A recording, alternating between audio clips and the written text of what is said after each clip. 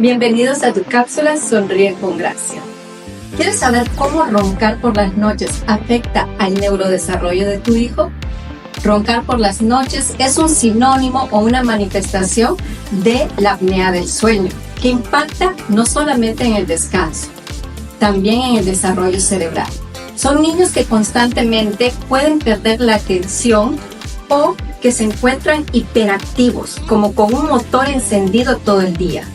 Tienden a interrumpir en las conversaciones o interrumpir a sus maestros. Por eso se les dificulta tener relaciones sociales.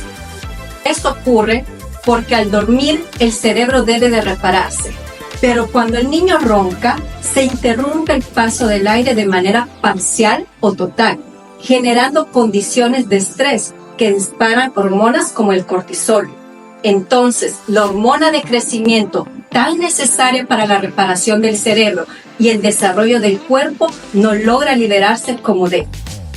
El tratamiento de la apnea obstructiva del sueño incluye a un gran número de profesionales.